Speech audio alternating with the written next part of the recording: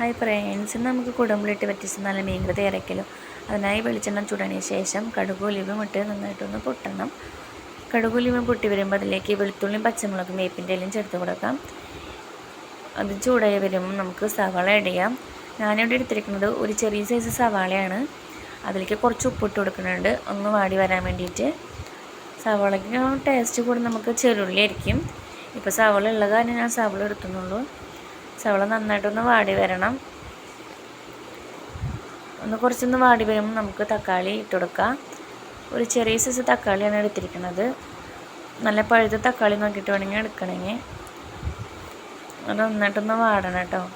തക്കാളി എങ്ങനെ വേണമെങ്കിലും ഇട്ട് കൊടുക്കാം. പേസ്റ്റ് ആക്കിയിട്ട് വേണമെങ്കിൽ പേസ്റ്റ് ആക്കിയിട്ട് ഇട്ട് കൊടുക്കാം. ഇവിടെ ഞാൻ പേസ്റ്റ് ആക്കിയിട്ടില്ല. അപ്പോൾ അതിൻ്റെ രണ്ടും നന്നായിട്ടൊന്ന് വാടി അതിൻ്റെ സ്മെല്ലൊക്കെ മാറണ വരെ നമുക്കൊന്ന് നന്നായിട്ട് വറ്റി കൊടുക്കണം.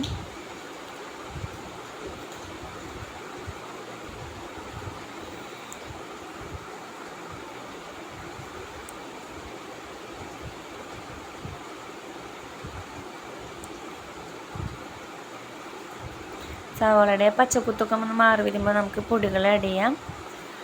1/4 ടീസ്പൂൺ മഞ്ഞൾപ്പൊടി, 1 ടീസ്പൂൺ മല്ലിപ്പൊടി, 3 ടീസ്പൂൺ മുളകും പൊടി ഞാനിവിടെ ഇടുന്നുണ്ട്. നമുക്ക് എരിവിനനുസരിച്ച് മുളകും പൊടി ഇടാം.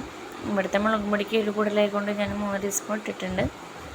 അപ്പോൾ അതിട്ടിട്ട് നന്നായിട്ടൊന്ന് മൂക്കണം. അത് മൂത്ത് വരുമ്പോൾ നമുക്ക് പുളിവെള്ളം ആഡ് ചെയ്യാം.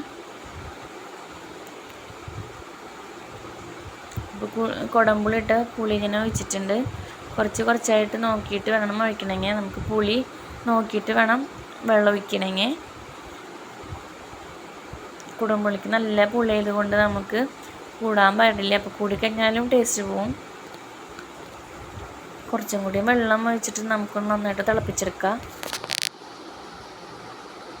ഉപ്പ് കുറവാണെങ്കിൽ ഉപ്പിടണം കേട്ടോ.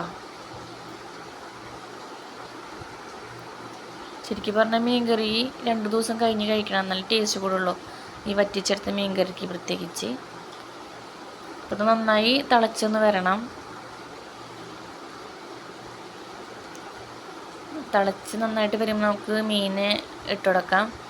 എന്ത് മീനാണെന്ന് എനിക്കറിയില്ല, പേര് കറക്റ്റ് അറിയില്ല. ശരിക്കും ഈ മീൻ ഇവിടെ നാളികേരം അരച്ചിട്ടാണ് വെക്കാറ്.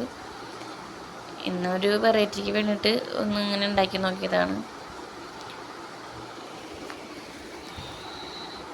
അപ്പം നമുക്കിതിൽ മീൻ ഇട്ട് കൊടുക്കാം.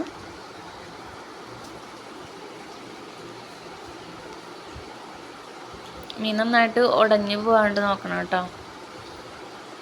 കുറച്ച് നേരം കൂടി വെച്ചിട്ട് നന്നായിട്ടൊന്ന് തിളച്ചതിന് ശേഷം നമുക്കത് ഓഫ് ചെയ്യാം. അപ്പോൾ അത്രയ്ക്കുള്ള വീഡിയോ.